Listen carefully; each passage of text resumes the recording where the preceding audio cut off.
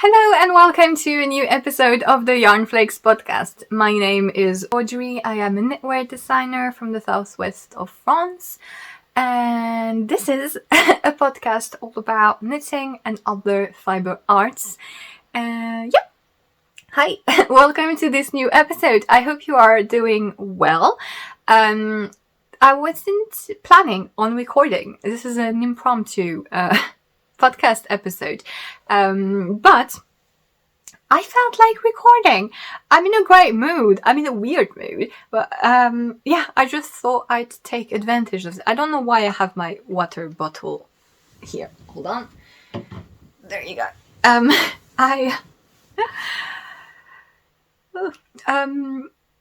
I just thought I'd take advantage of the fact that I am in a good mood and try and show you some little things, because this way I will split some of the content between episodes. And I also wanted to show you some progress on a work in progress, because usually I start a new project and I show you just the beginning of it and then it's gone. Because with my recording schedule, it's just I record when I start a project, and then when it's time to record again, the project is finished. So it's a little bit... So I wanted to sort of try something else by incorporating this recording here. And just take advantage of the fact that I'm in a pretty good mood, though weird. I think you know by now that there are two sides of this podcast. The first side is when I'm a little not grumpy, never really grumpy for long, but there are some episodes when I'm a little bit like, so I'm more organized, like within my own limits. And then there are the episodes where I'm in the silliest mood ever, and it's just messy and messy with some messy on top. But I hope you're well, and I hope you're having a nice beginning of April. I have some things to share with you. I have a new little sock design, and you know how much I love sock designs. And I want to show you some work in progress, some progress on my tank top. And I also want to show you my finished punch needle thingy. And yes, I will also share some future plans with some new pretty yarn. And I have it. I have a few months. I don't remember when I bought it, but it's been a while. It's my future project, and it's a pretty yarn, and I just wanted to show it to you. And already, I don't know where I'm going. At least my yarn bags stopped talking to me, because earlier this morning I moved. Okay. Most of my yarn is stored in big fabric bags. Not fabric, but like something. But I have some of it here that for immediate consumption that is just stored into Ziploc plastic thingy. And the thing is, every time I pick up something from it, then the plastic crinkles. And it just moves on its own, and it's like, it's the fabric, the plastic spirit, so to say. And these things are moving in the house, and we have a spirit in the oven. Where am I going with this? Basically, there are some weird things happening in our house, and it's kind of funny. The oven is constantly turning itself off. You know, there's the time written on it, and it's not a power cut, because it's only like the power is still on. It's just the oven that resets at the time, and basically it resets every time on the same exact minute. But then it changed, like it it kept on the same hour. It was 6:02 in the afternoon. It kept dropping at 6:02. And then one day it just went 6:02, 6:02. And then it dropped at 7:05 or something. Or 6, I don't know. And now it's only 7:05, 7:05. It's so weird. It's like it's trying to say something to us. We did try and put those numbers to the lottery. Didn't work. Maybe we're missing more numbers. So we're waiting on what the spirit in the oven is telling us. And then some vases are getting broken, even though the dogs couldn't do it and the cats are not there. Our cats don't break things. When they're angry, they go and smash the bike wheel of my father, which is very happy about, especially considering he didn't want cats. He didn't like cats. Well, he's the one who brought them anyway, because we picked them. Our pets are, basically we found them in streets and in the backyards of works and stuff, and rescued them. And my father did that while still complaining he didn't want them. So anyway, we had a vase, and one morning it was on the floor. And we're like, okay. So I bought a new one to replace it, and then this one in the same exact position also is on the floor. And again, the dogs couldn't do it, and the cats were not there. So, who? What? So yeah, some things, some weird things are happening, including plastic crinkling, which I hope you can't hear. But I don't think so, because it's very mild. But yeah. Why am I talking about this? I'm going to start. So you can find timestamps to all the different sections of the podcast in the description down below. So if you want to skip anything or jump to a particular project that you're interested in, feel free to look at this. I also put links to everything that I talk about, yarn, patterns, everything, as well as my social media and my own patterns for sale on Ravelry. Because I'm a knitwear designer when I'm not trying to speak to my furniture. I'm going to start with a new design that I just released on Ravelry in Payhip and Lovecraft. And it's a pair of socks. And it is the Sous Bois socks, which means, literally, it means underwood. It has nothing to do with the House of Cards show. How could you say it in English? Yeah, it's just woods, like deep in the woods, the ground in the woods, you know, with the earth and leaves, mushrooms, rocks, things, this sort of things, tree roots, etc. Someone suggested this name on Instagram, and I think it was really fitting because of this beautiful color. So I had this skein of yarn from a UK-based dyer, Creative Anarchy, and so I forgot which is the name of the base and which is the name of the colorway. So it's Night Sky Furiosa, whichever is whichever, and it's a stellina base sock yarn, so it's merino nylon and silver stellina, and it's really, really delicate and pretty. And it's like this beige brown color with speckles of purplish burgundy. Really, really nice and sweet.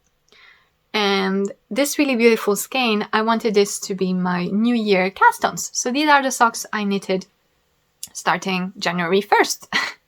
And I wanted to make a simple sock design that was delicate enough, but would still work well with speckled yarns. And so this is what I came up with. Basically, this is sort of a random asymmetrical fine lines of texture. You have those little serpent-like cables, this really basic lace motif, this zigzag one. And yes, it's a really simple design. The texture is really short and intuitive. If you've never knit cables or lace, this is not a problem because it's really basic. The socks are knitted cuff down. So you start with the little ribbing that then merges into the motifs, as you can see. You knit the leg however long you want. I made mine rather long because I just loved the color of the yarn. But I think they would look really cute as little spring short socks as well. And yes, so cuff down. My sock patterns always have, whenever possible, 2 heel options. Two heels options. So you have a German short row heel, and you have a heel flap and gusset traditional heel, which is what I have here. And I chose to make an eye of partridge heel flap. So the heel flap is this portion here where you slip stitches, which makes it like a double layer basically on the back of your heel, which makes it a little stronger. And if you slip the stitches in an offset pattern, it makes this what we call the eye of partridge, which sort of looks like a dotted hexagonal motif. And yeah, so in my sock patterns, kind of like in my sweater patterns, I don't like to give specific heel flap length for each sizes because it's really personal. Basically, if you're instep, so your instep is a portion at the top of your foot to the bottom of your heel. So it's the largest portion of your feet. And this is really personal, and it's not really proportional to your foot size. A little bit, but not too much. It's not fully proportional. Some people have flatter feet, this sort of things. So I always want to make it very clear that you need to try the sock on. Always try things on. I know some people don't, and I don't understand that. I don't see why you would knit an entire thing without trying it on first, because you might need some adjustments even with your needle size. If you don't get the perfect gauge, you might find that you prefer it to be smaller or bigger or whatever. So do try things on. I don't want to... It's like when you're knitting the body of a sweater, right? I don't want to give the impression that if you are making this size, this bust circumference, then your body length needs to be this size. And this is how it is. And I don't want to close you and give you the impressions that things are set in stone. And I found that if I give precise length on areas that are fundamentally, that's not a word, that are deeply customizable and no one fits in the standard, then I found that people tend not to try things on, and then they get it wrong. And it bugs me.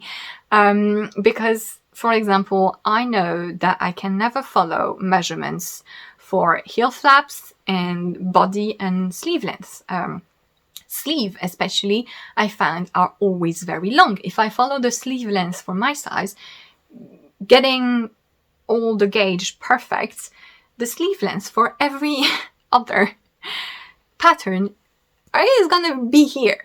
And the bodies are always going to be too long. And the heel flaps are generally too short for me, the way they are written. And it bugs me.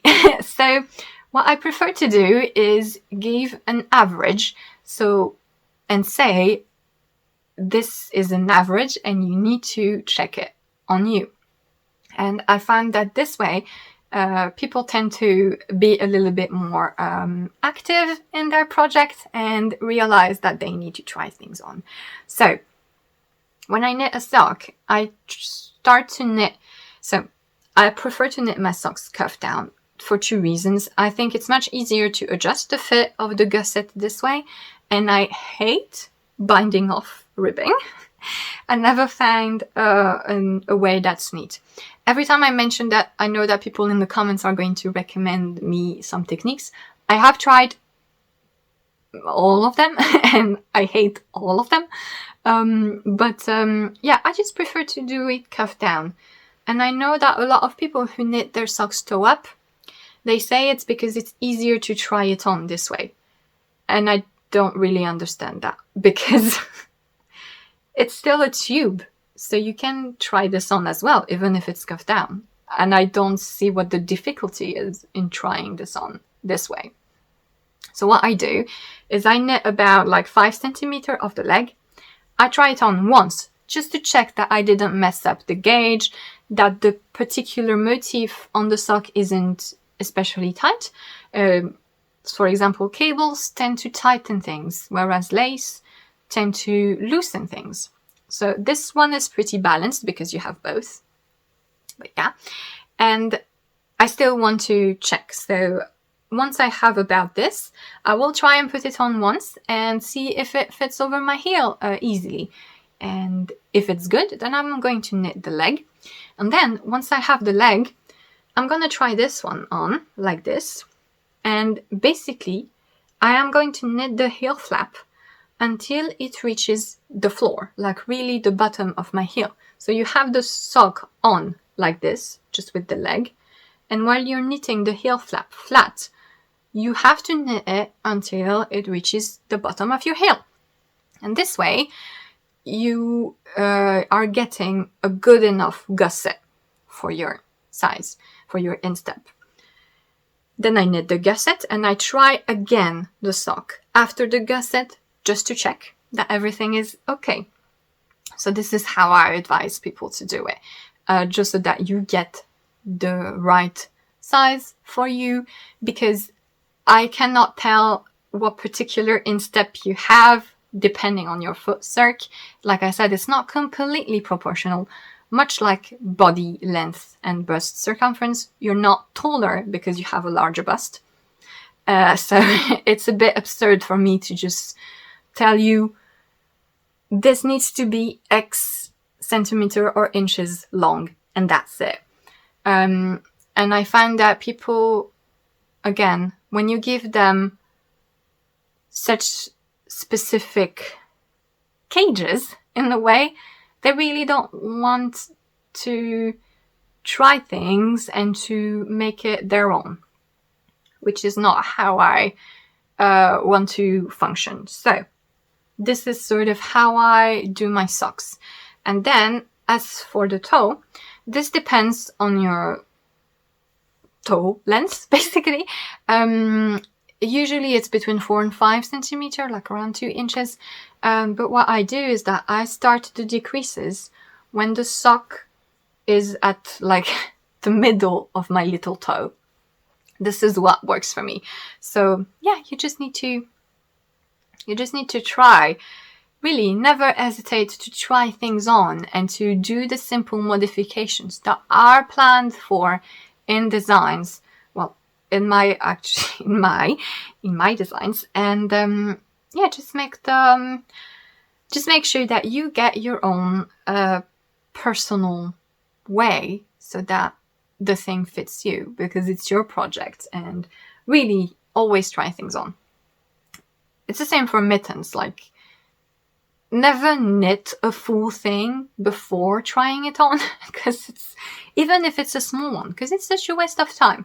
But yeah, so this is it for the construction of the socks. And yeah, like I said, they are really simple. So the socks are mirrored, basically, as you can see on the left and the right sock. The patterns are mirrored, and I wanted them to have some sort of a random feel to them, so they were not symmetrical. And yeah, this is how they look like. And there are there are charts for each size, so you don't have to do any thinking for the motif, because each size has their own chart.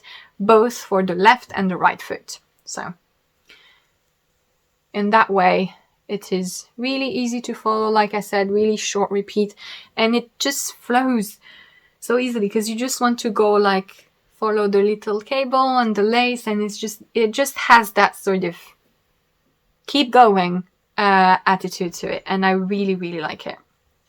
And yeah, like I said, I wanted something delicate that would work with speckles, and as you can see, it's really, really cute. And this is how they end up being. So I think I've said everything about these socks, these little spring socks, and I hope you really like them, like I do. And they are 15% off on Ravelry for the release until Sunday. You should be seeing this on a Tuesday, I think. I'm recording a bit ahead. And yeah, they're also available, like I said, on my other pattern platforms like Payhip and Lovecrafts. And yeah, little spring socks. I do have another sock design planned for this summer, which will be vastly different. Like at the moment, I'm working on so many different things that are like completely opposite. I'm working on the tank top that is mainly stockinette and very basic. I'm also working on a secret project, which I can't talk about, but it's very vintagey looking, and it sort of looks like it's from an 80s fashion magazine, and it's knit in a marled yarn, a marled puffy yarn. It's so funny. And I'm also planning for my next mystery knit-along. So if you're unaware, mystery knit-alongs, MCALs, basically, they are patterns that are secrets, and basically you sort of know what kind of pattern it is, but when they are released, you haven't seen the finished design.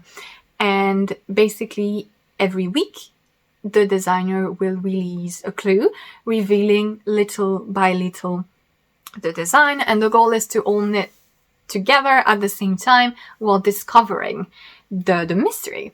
And I did one last year, if you remember. I did the Page of Wands cowl, which was a colorwork cowl as a mystery knit-along. And I really, really liked this. So I decided that I would do it again this year. And it's going to be a similar project. It's going to be a colorwork cowl again, because I think it works really well for mystery. The fact that what you're discovering is the actual colorwork motif. And so, yeah, this is what I'm working on at the moment. And I will talk more about this in due time, which will be in August.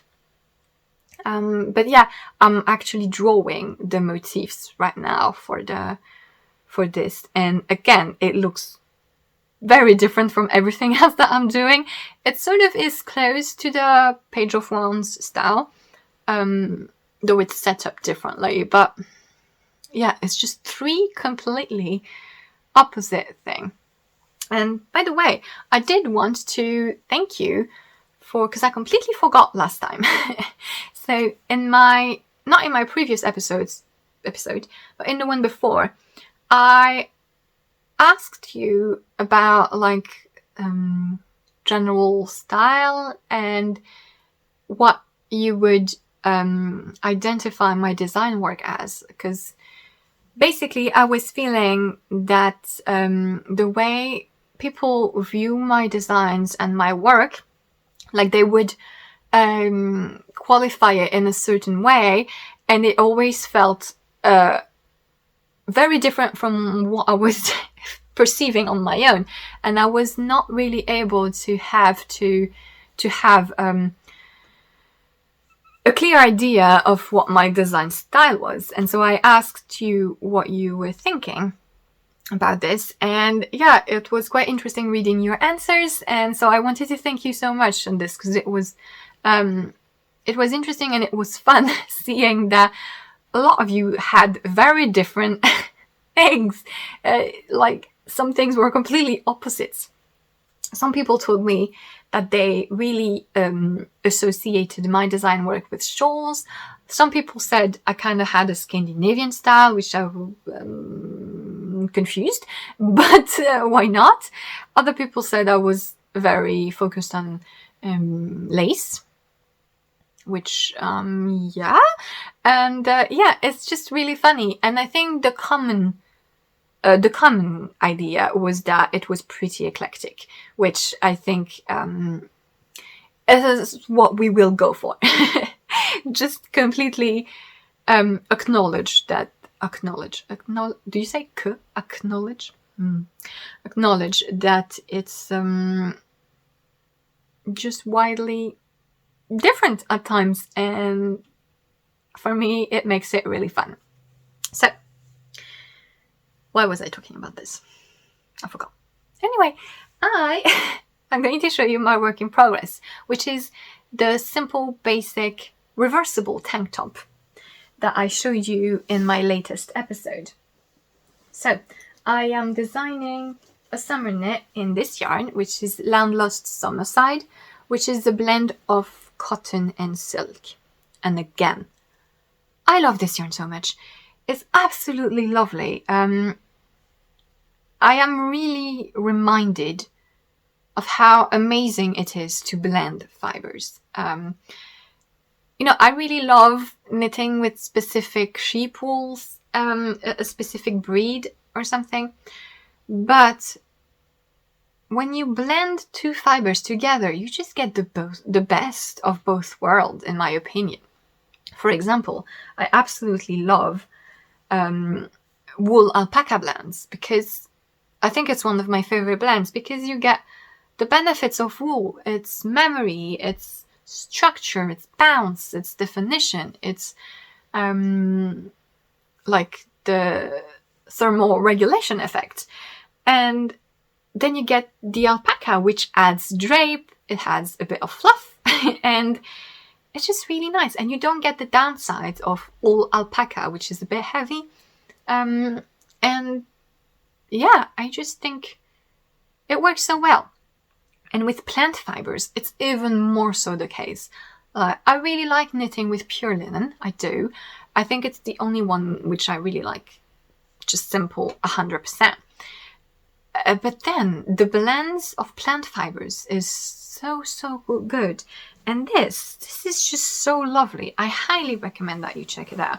I had checked last time and it was still available on the website. So it seems like it's still a base that exists. Like the blue color was out of stock on the website. Well, no, you had to pre-order it, I think, and wait a few weeks.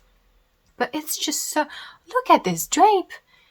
It's so light. And again, I can't believe there's so much cotton in it. It's like 50% cotton. It's like, how? This is so lightweight and shiny and beautiful. But it still has a little bit more boldness, like some sort of consistency that pure silk doesn't have. Because pure silk feels really flimsy. It's lovely, but it feels a bit flimsy. But this doesn't because of the cotton. But it's still light because of the silk. So it's like so good.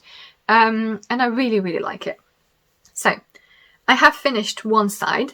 So like I said, I'm knitting this flat because it's going to be in two colors. And so I have knitted the body. And I've shaped the armholes. And I have made this really simple zigzag lace thing, because I just wanted a fun little detail on the armhole side. And yeah, so this is the round neck side. And it's not blocked, so it's a bit stiff here, but yeah, it will sort of place itself like this. I didn't want the straps to be too thin. I wanted them a bit on the thicker side. So this is what we're going for. And so, like I said, I want to split hem. So here, this is like this. So when I will seam the two sides together, I will leave a long split hem at the bottom, which you could do anything that you want to, really. And so I made mine so that it stops at the top of my hip. So yeah, so it's not really cropped. The thing is, I don't have a particularly short torso, but my waist is quite high, and so are my hips. So I really usually make my tops and sweaters much shorter than anyone else, because I'm really pear-shaped. And yeah, I find it always funny how some other pear-shaped people, they want to make their garments longer so that it covers their hips. And for me, I really don't like this, because I feel that if it covers my hips, first of all, I need to really make it larger on the hips so that it actually works. And then, so for reference, I'm going to talk numbers here. I have almost 35 centimeter difference between my bust and my hips, and between my waist and my hips, I have 35 with the bust, and I think it's like 39 or something. It's like it's quite a big difference. I mean, as far as standard measurements go, which is why I always have trouble finding pants that fit unless they're elastic. And so if I want something to cover my hips, I need to make it wider on the hips. And also it sort of makes it all look too much for me. It doesn't bring any shape. And I actually really want the opposite. And so it's quite funny how people who have a similar shaped body, they want the exact thing that I'm trying to avoid at all costs, because I prefer when my tops and sweaters stop just at the top of my hip. So this way I have like two distinct shapes rather than just one really uniform structure that I think is it's not something that I like on me. So yeah, this however will not be an issue if you do want a split hem like me. So it's also a reason why I like split hems, because this way I can make things a bit longer but cheat, because it's open, so it doesn't make a harsh line and my hips can sort of do whatever they want to do. But yeah, complicated things. Yeah, so one side is done. As you can see, I barely used like 70 grams or something, even less. It's, oh, hello? Sorry, moving you again. There you go.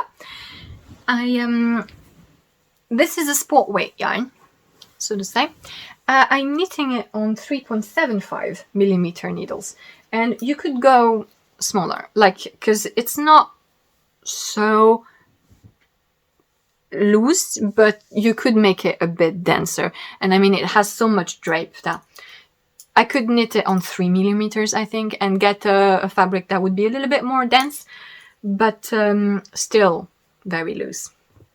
And yeah, so I started the other side. I'm on the body. I'm gonna do exactly the same thing up until the armhole shaping, do the armhole shaping as well, and then I'm just gonna make a V-neck, normally. And yeah, so then I'm going to block them, and then I will join the shoulders. I did put the shoulder on waist yarn on hold, and then I will 3 needle bind off the shoulder and seam the sides, and voila, a summer top. And yeah, I will make the V-neck not too deep, because I want to be able to, I will probably wear it over a dress or something, just because I want the really high split hem. And but I still want it to be wearable, so I don't like when V-necks are too deep, unless it's to be made on top of something else, which is usually how I like to wear V-necks. So it's a bit I just don't like to wear V-necks on their own, I guess. So yeah, I really like it. I really chose two really harsh colors. Maybe it would have looked nice with like a light blue or a grey, or like, I don't know. I find it fun. I find it fun. Obviously, you could make it all in one color. And yeah.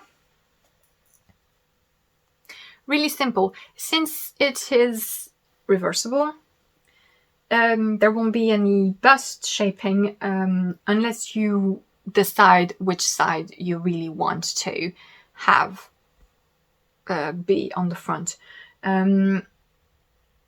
But you could also just make it longer. Yeah, I will figure out something to help the people who will say for sure they want the V-neck on the front or the opposite. We will sort it out together. But yeah, it's gonna be quite quick. It's a really quick knit. Again, love the fabric. And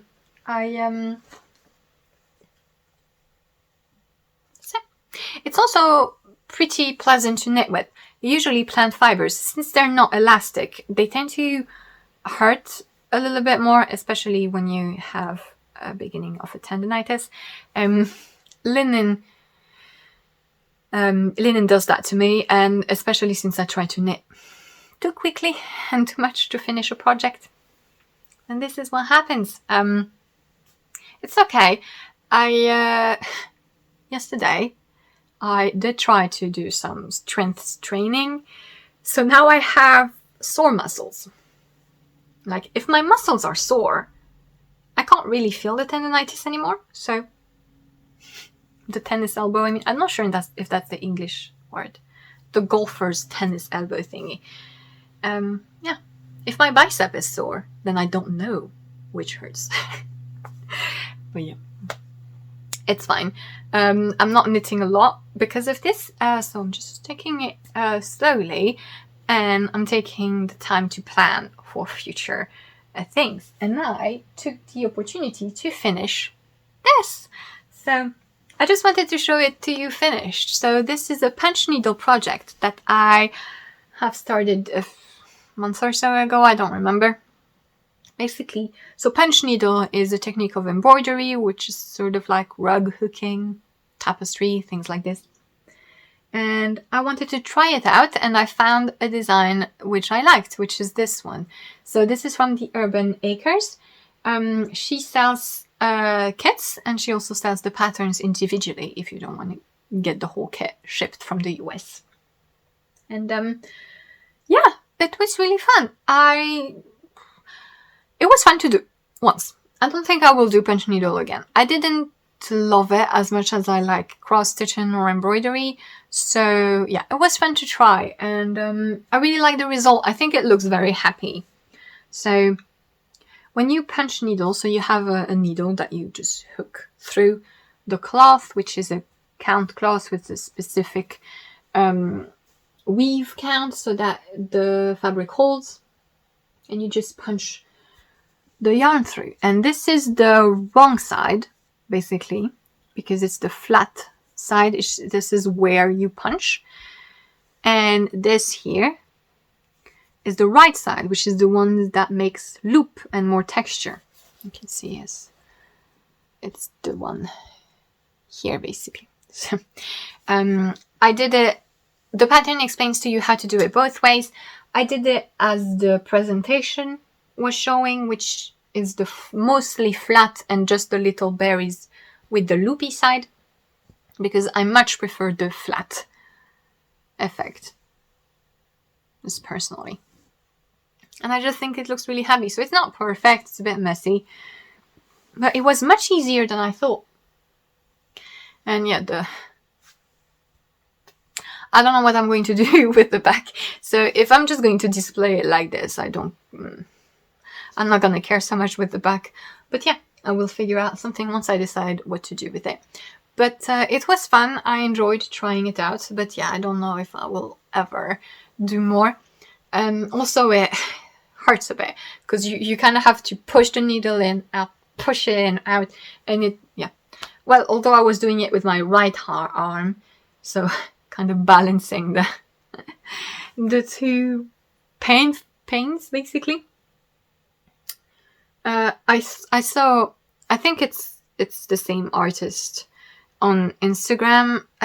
I saw someone do a huge punch needle project, like a rug or something, and basically they had like a gun, like a glue gun, but with the punch needle. And so basically they were just holding the gun and it was going like this, punching.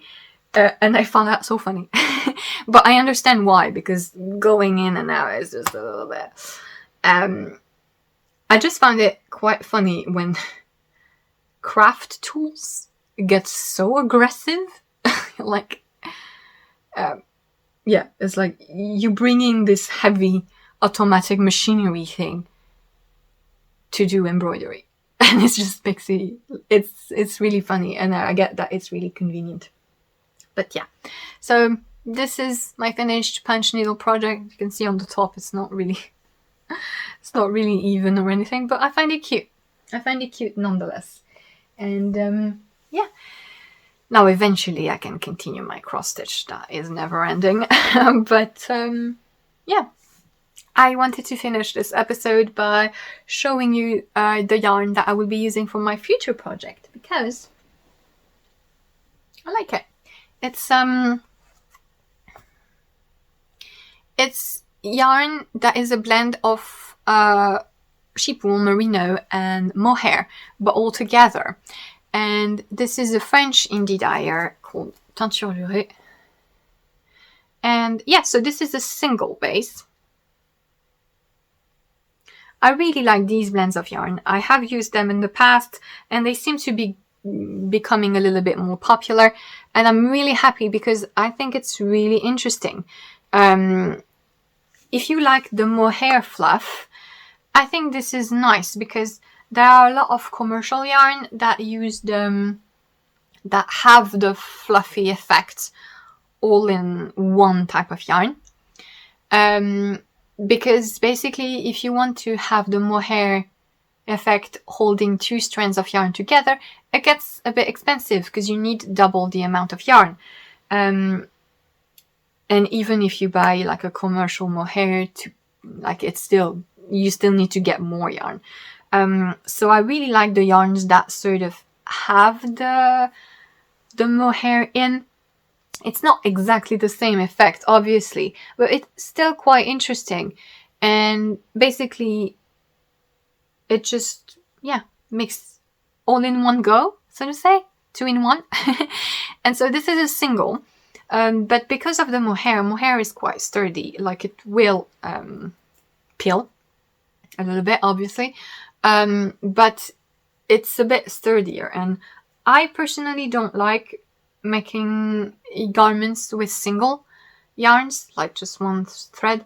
That's a personal thing. But I think that if you'd like that, I believe that this type of yarn is quite interesting, because the mohair makes it a little bit sturdier to the touch anyway. But yeah, I'm going to make a shawl with it. I have these two, which are the same, but I think that they're not a proper colorway. Maybe I'm wrong. I think that they're just a mistake, but they're so lovely.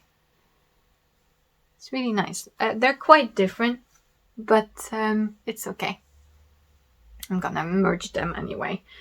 My idea is to make a triangular shawl, and basically I want this to be the top with textures and everything, and I'm going to try and insert this with some slip stitch motif, maybe mosaic, and also maybe I'll make little pom-poms, because why not? Because why not? Yeah, I also wanted to talk about something. I got a message recently, which was not mean or a blame or anything, but basically the person said that they liked my design, but at the moment they were not knitting any, because they which, by the way, you don't need an excuse not to knit my design. Like It's weird. But they said because my designs are in hand-dyed yarns and they only want to knit from stash for now.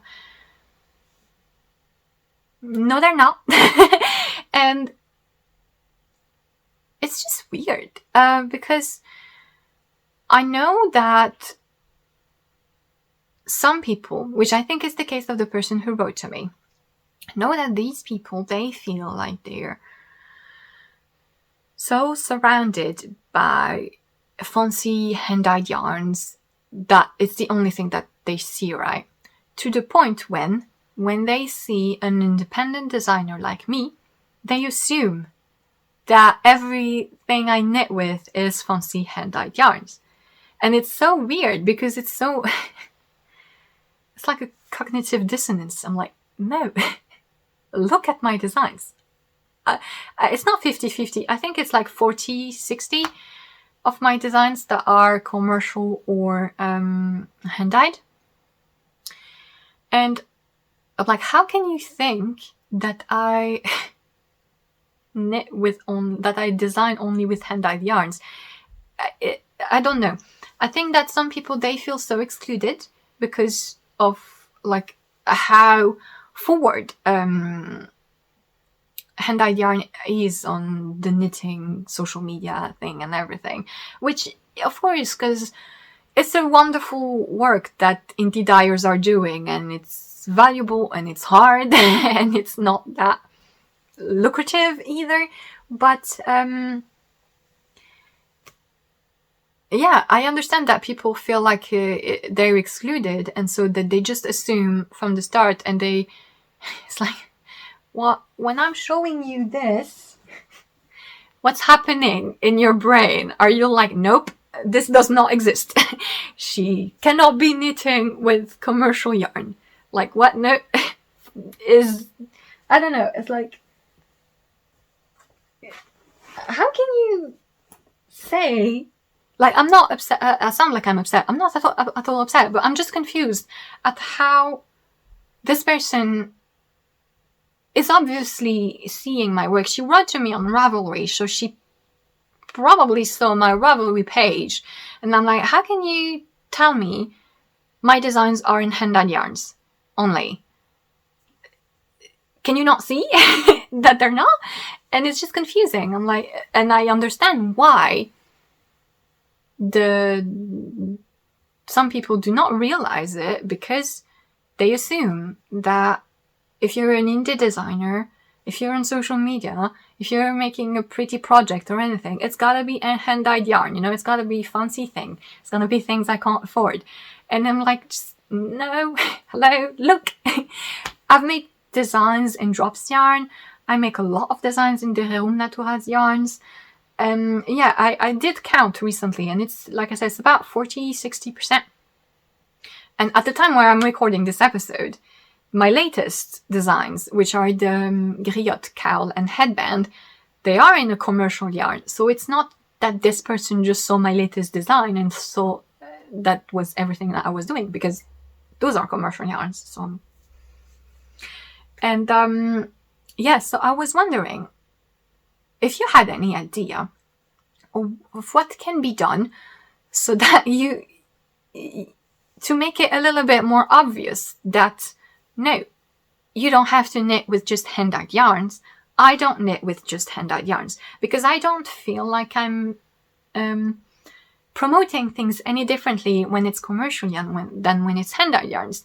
Maybe I'm doing it unconsciously, but I don't think so, because, like I said, I love the Rerum Naturals so much. I love Holzgarn Super Soft so much, and talk about a cheap yarn. And yeah, so I don't know what I can do, because obviously I still give some people the impression that I only knit with hand-dyed yarns, even if it's statistically wrong, and even if I praise a lot of commercial yarn. So yeah, I was wondering what were your thoughts on this? What could be done to sort of make sure that people don't feel excluded based on a fake image that they create themselves? Because yes, obviously hand-dyed fancy yarn is a little bit more visible on social media, but I don't think that this should necessarily mean that people assume that then it's only this that is shown and valuable. To the point where, like I said, they're going to talk to me saying, oh, you only knit with hand-dyed yarn. I'm like, no. Do you want to see my stash of Holskarn Super Soft? Only? Like a shop? And yeah, I don't know. And I was just thinking it was funny because I was really alternating at the moment. Like, I'm showing you this, which was hand-dyed yarns. This is why I love designing accessories so much. Because you can use hand-dyed yarns and just make a pair of socks or a shawl, and you're going to use... it's going to be much more affordable than for a garment. So I think, yeah, it's part of why I love designing accessories so much, because it gives me the opportunity to use hand-dyed yarns as well. But I also design a lot of the accessories with commercial yarn. So, And yeah, I feel like I'm really alternating because I'm knitting with the cotton silk commercial yarn. I think it's like under €6 a ball. And like I said, it's sport weight, so you don't need that much for... you're not going to make sleeves anyway, because it's some really summery yarn. So yeah, it's not the cheapest, but it's still pretty accessible, at least more than hand-dyed yarns. And yeah, then I'm going to knit with that, which is hand-dyed yarns. Then I'm going to work on my... mystery knit along, which is going to be in a commercial yarn. It's going to be in Knitting for Olive again. Speaking of, look at this. Then I'm going to, after the mystery knit along, I'm going to create a cardigan with hand-dyed yarn from By Night Creation, which is a Belgian indie dyer. Then I'm going to make this, which is Knitting for Olive again. So this is opposite. I just wanted to show you because I love it so much. This is for a sweater that I will release in September. And I'm holding Knitting for Olive Merino and Mohair. So Knitting for Olive Mohair is not the cheapest of the commercial mohair, but it's also especially traceable and everything. But it's still commercial yarn, It's still a little bit more affordable. And look how beautiful.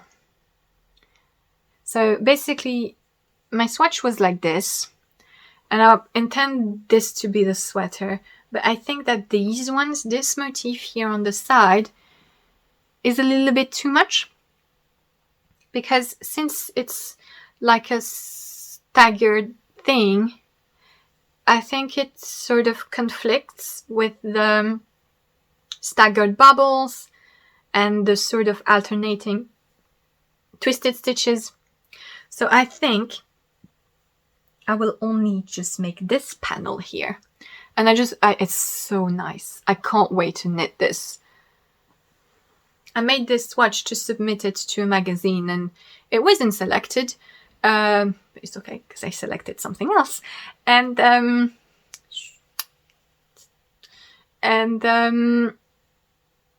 I really love it though. So I'm definitely making this as a sweater in September. The rest is going to be reverse stockinette, the back and the sleeves.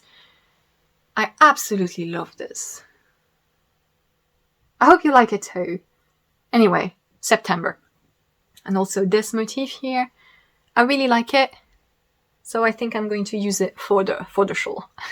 But yeah, this is going to be in Knitting for Olive. So yeah, I just thought that it was funny because I received this message from this person, which again was not blaming me or anything. And I was looking at my future project, and it was really like hand-dyed commercial, hand-dyed commercial. And it's like really a perfect split. So yeah, do you have any idea on how we can make sure that people feel included? Because obviously the fact that I do design with commercial yarn, and obviously it's not visible enough. It's not clear enough. And I don't know what to do about this. I did talk about this recently, but I think maybe need to remind from time to time. On my Instagram profile, you can access the links in my bio, and there is a Google Doc at the bottom, which has a list of affordable yarns. So they are yarns that are under 0.050 euro per meter, I think. Basically, you have the brand, the base, and it's only yarns that I have tried personally, and I gave what I think they're good for. So, and they're really obvious things. So I'm going to say it's good for color work, it's good for cables, it's good for summer projects, and it's organized by weight. So you have fingering, lace weight, DK, etc. And yeah, they're really obvious pairing so that you can substitute with confidence. That was my goal with this, is to make sure that if in the Google Doc I say this yarn is good for color work, that it's obviously good for color work, and that it's not, you know what I think about rules? I am really against saying that you cannot use a certain yarn or a certain fiber for this or that. I hate it. And, I know people, a lot of people think that there are set rules, and they come at me like, I have been knitting for 70 years and I have never seen such thing, and no, you cannot do this. Like, this attitude for me, this is nope. No, not this. So yeah, there are a lot of things that you can do with any given yarn, but in the case of this Google Doc, it's very obvious connections because I wanted this to be easy. So there's no doubt at all that with the yarn that is said to be good for this or that, it's really pretty standard. So yeah, I just wanted this to be a useful tool, and I hope that it is. And yeah, there are quite a lot of yarn in that Google Doc now. Like I said, the pricing is the price that I am finding me. I live in France, so I looked at the retailers that were closest to me and the price that they were showing. So yeah, maybe it's a little bit different if you're in the US, though I am sure you can find really lovely alternatives in across the pond or even in Australia.